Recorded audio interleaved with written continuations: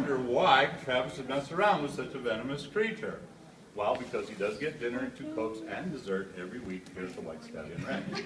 And, but no, actually, you know, even though we're a little bit nonchalant with these guys, took many months of him working with this scorpion. And if you'll notice, this scorpion actually has more of a diamond shape.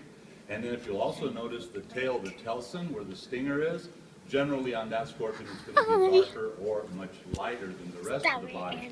So we'll talk about that in just a second. But the thing about venomous creatures, the reason that they have venom is not so much that they want to go out and sting you and get you, it's because that's how they get their prey. They sting it, they immobilize it, and that's how they eat it. It takes a lot for them to produce that venom, so they don't want to waste it on something that they're not going to be able to eat. So once you get these guys, you condition them to the point where they realize that, hey, I'm up here doing this kind of stuff out here, but he's not going to let me go flying across the room. I'm not going to get hurt. Now he doesn't feel the need to have to defend himself against me. So that's why he doesn't sting me. He still has his stinger. If you look, you'll see it right there on the tip of his tail. Okay, we have not taken it off. It's still right there. And that big black spot right there, that's his venom sac. And that's how you can tell he's full of venom.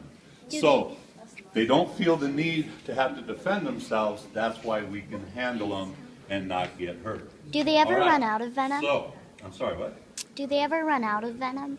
Do they ever run out of venom? Well, they have to do a lot of stinging in order to run out of venom. Is it because possible? It is possible. Like if they were really mad and just really stung, yeah, they could. But thankfully, this guy has never done that. He actually has pushed me away with his stinger, you know, when I've done this and I've done it a little bit too much, but he's never actually injected me with it. So I thank actually Travis and my godson Hector for actually working with this guy for many years before I ever even had to mess with this guy.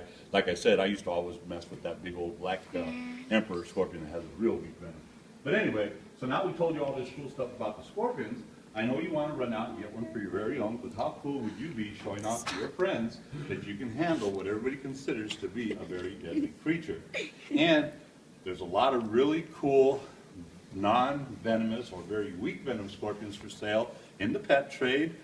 However, this is not one of them. Generally, you're not going to find these in the pet trade because their venom is considered to be too hot. And here again, tiny little claws means very hot venom. So too much liability, so they're not going to sell them in the pet shop. So if you want one of these guys, you're going to have to come to Arizona and catch your own. Well, guess where you're at? That's right, you're in Arizona. But if you do want one, but you don't want to go to walking through the desert in the middle of the night looking for scorpions, and you are fortunate enough to be a guest here on Sunday, that's when they flip the mattresses in the guest room. They usually come up with a couple at that time. What? Room 7 seems to be particularly good, by the way.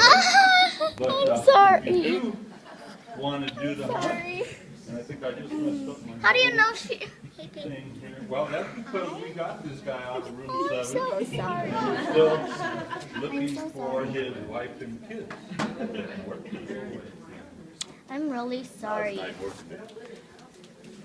I'm sorry. She happens to be in room 7. I'm sleeping outside tonight. Guessing that's your brother. Yeah. You can come to my room if you want. I'll make my sister sleep on the floor. Okay. All right. So if you do want to go hunting, I highly recommend. Like I said, it's a lot of fun. Go out and get your handy dandy little UV lights. Pick a nice dark night, and as you go walking through the desert, this is how you're going to find them. Now, all scorpions are nocturnal. All scorpions have the ability to phosphorus. Wow, how did that work? The camera Made you look. All scorpions are nocturnal. All scorpions have the ability to phosphoresce like this, and that's because there is ultraviolet light in moonlight. Not enough to where we can see them with the naked eye, but enough to where they can see each other. They get together for little parties or little keggers, what have you. And like I said, it's a lot of fun. I highly recommend it. One thing, though, that we found out the hard way, and that is that the rattlesnake does not phosphoresce. And that is fun too. And that is fun. All right. So now that we're going to turn on the lights, so be careful. It's very rude.